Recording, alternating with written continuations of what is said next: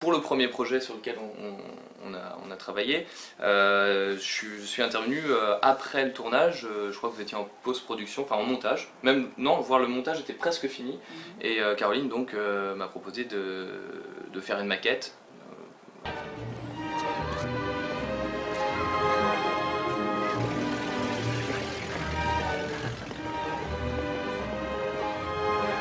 Caroline m'avait demandé de composer une valse. En fait, l'idée c'était d'avoir une musique qui connote un petit peu le début du XXe siècle. Je lui ai joué la valse, et donc elle a bien aimé. C'était un petit thème assez identifiable et qui fonctionnait bien, que j'ai orchestré par la suite et qui a servi de thème principal pour le film.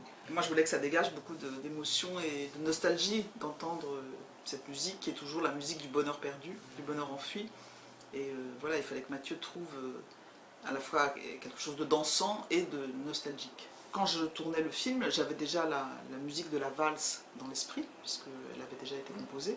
Mais en même temps, toujours sur les tournages, quand je remarque quelque chose, c'est aussi les acteurs, par leur jeu, leur façon de se déplacer, de bouger, le rythme de leur voix, leur douceur ou leur brutalité, qui vont me créer chez moi une envie musicale.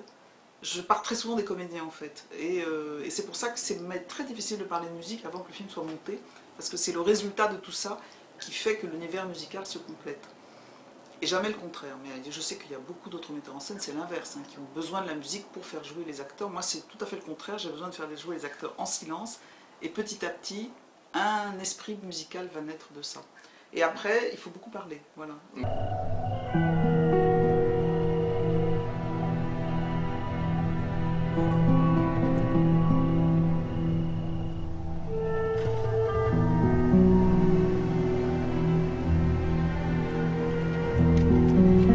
Je sais pas si tu te souviens, dans Jamila, j'avais positionné un morceau de Mozart. Oui. Avant que tu travailles sur le morceau qui est là, dans le parc. C'est très curieux comment j'ai trouvé ce morceau de Mozart que je ne connaissais pas, parce qu'en fait j'ai le coffret des Mozart, les 100 CD de Mozart. Je n'avais pas le temps d'écouter tout Mozart. Et en fait j'ai trouvé ce morceau en 3 secondes, parce que je savais tellement ce que je voulais entendre, qu'il me suffisait de regarder sur la pochette ce qu'il y avait écrit, pour arriver automatiquement au morceau, et enfin peut-être pas 3 secondes, en un quart d'heure, j'ai trouvé le quintet, mais moi que je ne connaissais pas auparavant, tu vois. Et je tombe dessus et ça colle, parce que je sais pas, c'est tellement inscrit ce que je veux, tu vois, que voilà. Et après c'est vrai que c'est difficile parce qu'il faut laisser quand même. Oui, c'est la place au compositeur. Voilà. On se connaissait mieux, et justement on a franchi un cran, je trouve, sur Jamila. C'est que pour Jamila, je savais toujours à quel moment je jouais de la musique, mais j'ai été beaucoup moins directive. Ah oui, hein, vraiment, même assez peu quand même. Mais tu m'as moins cadré. Voilà, beaucoup moins. Je t'ai fait écouter un morceau, et je t'ai dit ça serait pas mal si ça ressemblait un peu vaguement à ça, mais bon, en même temps, après c'était assez... Et après, c'était open. J'ai juste dit qu'il fallait rester romanesque, tout en ayant une musique peu mélodique. Ouais, plus de l'ambiance en fait. Enfin, vu l'atmosphère du film, c'est vrai que c'était... contrairement à Climat, on était moins dans de l'orchestral, du grand thème, c'était plus un travail sur le son. Pour ça j'ai mis des pianos, parfois quelques pianos préparés, des textures. Bon, évidemment il y avait un thème quand même principal, mais après c'était plus... Et en même temps je voulais pas qu'on tombe uniquement dans le son, parce que c'est très mode actuellement, et tant de bandes de BO sont uniquement guidées par les sons. Moi j'en ai marre, surtout à la télé on n'entend que ça. Et ça je peux plus supporter, donc je voulais de la vraie musique. Voilà. Je travaillais sur les timbres, où je mélangeais, à la boue il y avait des cordes, des pianos, donc des pianos un peu préparés, ou alors simplement des coups d'archet comme ça dans le piano. Il y avait donc flûte, clarinette, mais parfois mélangée, avec guitare aussi, voix, des mélanges de voix, des textures, des percussions. Voilà. Bon, il y a un thème, en gros il y a un thème qui est décliné de différentes façons, que ce soit en fonction des passages.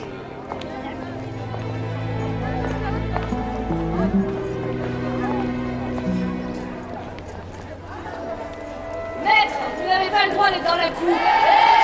Attention, vous là-bas. Jamila Boupacha, je suis Gisèle Halimi, votre avocate.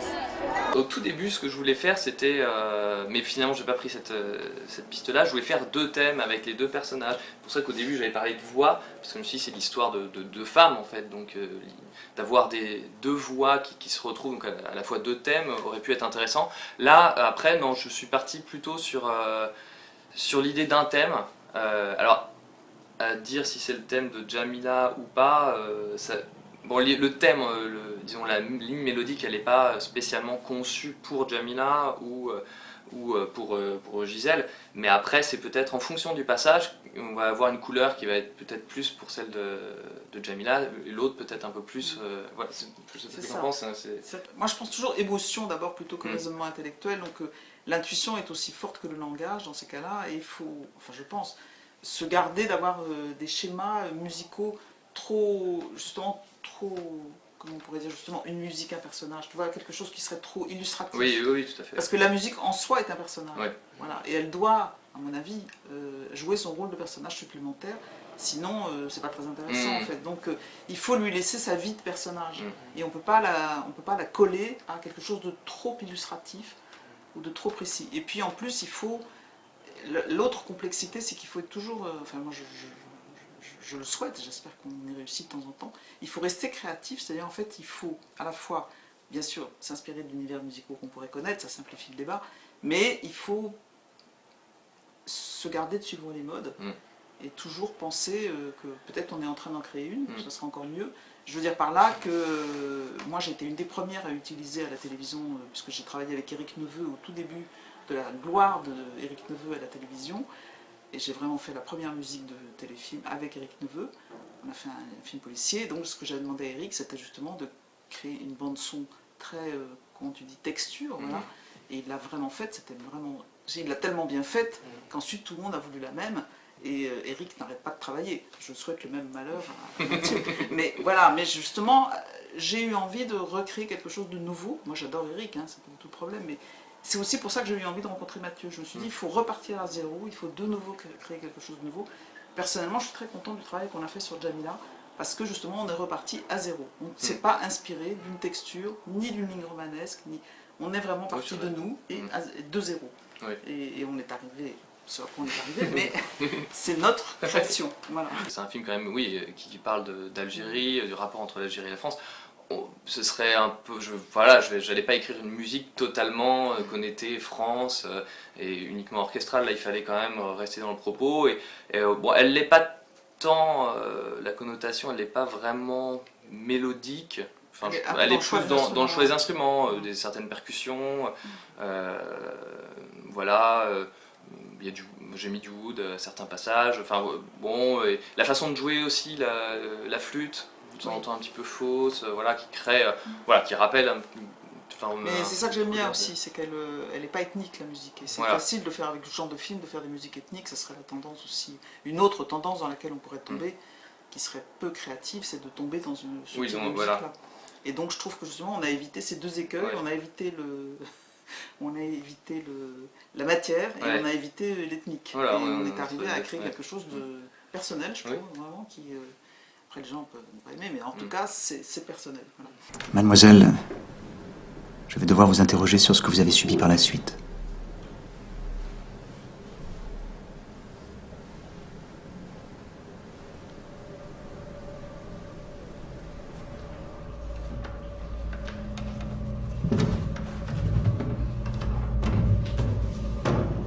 Alors, dans la séquence de torture, effectivement, il y a eu... Il y a eu beaucoup de débats. Il y a eu beaucoup de débats. Non, parce qu'en fait, au début, Caroline avait pour idée, mais je trouvais original, c'est que toute la séquence, donc quand elle, voilà, de torture, quand elle est dans la pièce, voilà, 3 ou 4, mais notamment le dernier, tu sais, que j'avais... En fait, à la base, tu avais décidé de ne pas mettre le son direct. Au départ, vous voulez faire en silence. Au silence, voilà. Silence complet. Après, silence complet, ça faisait vraiment bizarre. Donc, Caroline s'est dit, bon, il faut de la musique, mais sans le son, en fait. Je voulais garder le même effet que le silence complet, mais sans que ce soit du silence. Donc, il fallait quand même du son et de la musique. Parce que j'avais remarqué, parce que j'avais montré le film à mes responsables de France 3, etc. Et donc, ils n'avaient pas bien réagi devant le silence total. Ça n'avait pas fait l'effet que je croyais, en fait. Ça leur avait fait un effet... film pas fini, Oui, etc. ouais. Et donc c'était pas du tout ce que je voulais obtenir. Ils avaient été évidemment stupéfaits par les séquences, mais cet aspect film pas terminé les avait également retenus. Donc j'ai demandé à Mathieu de me créer quelque chose qui fasse aussi fort que pas de son, mais du son. Mais du son. Donc Alors, en fait, alors voilà, aussi. pour le coup, c'était beaucoup de texture et comme bon, quand on voit Jamila à l'écran, elle souffre. Je me suis dit, là pour le coup, c'était intéressant parce que j'avais pas mis de voix. Mon idée de départ de mettre des voix n'avait pas été validée, mais là, je me suis dit, c'est un bon endroit pour mettre des voix. Mais bon, il fallait pas non plus tomber dans le cri. Romantique, ou enfin voilà, là c'est quelque chose de très contemporain, une sorte de inspiré de Ligeti un petit peu. Alors au début c'était vraiment, on l'avait mis vraiment devant et alors ça faisait assez, pour le coup c'était peut-être trop, donc Caroline a décidé après de remettre, je crois que c'est ça, dans la version finale elle a remis les sons, un peu plus de matière, voilà, plus derrière, et on l'entend, c'est juste derrière, voilà. Mais effectivement la difficulté c'était pas d'aller dans l'illustration de la souffrance et à la fois il fallait quand même qu'il se passe quelque chose, on pouvait pas non plus faire un thème autre sur ces séquences. C'est pas des séquences faciles à tourner, mais après jusqu'au bout elles sont pas faciles, ni à monter, ni à sonoriser. Voilà.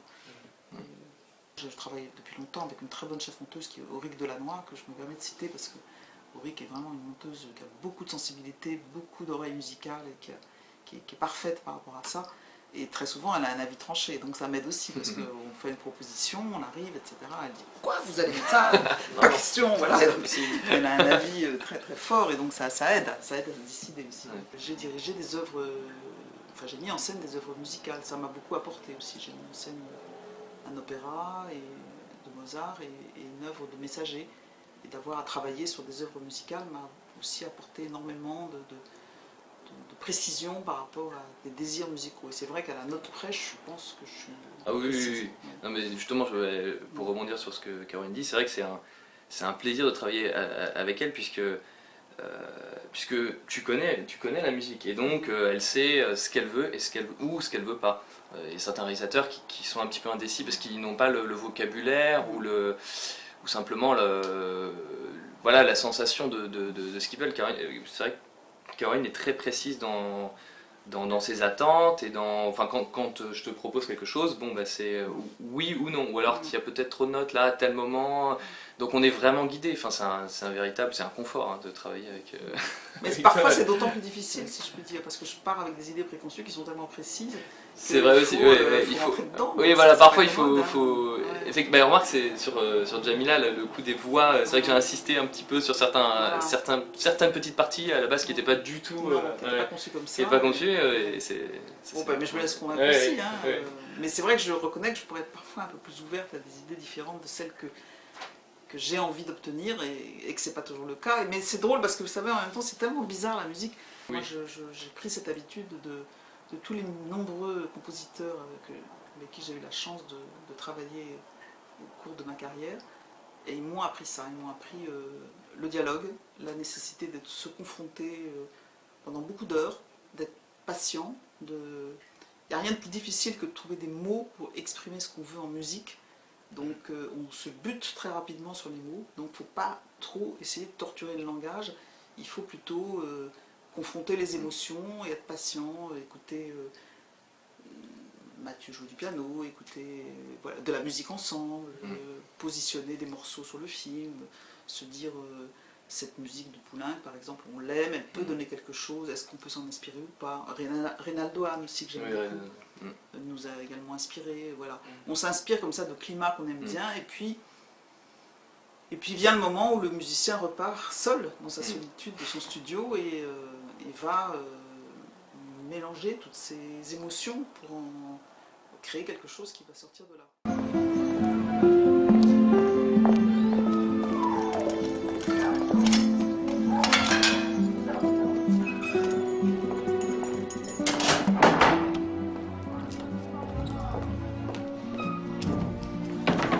Quelle chance que tu aies pu venir. Ah oui, quelle chance.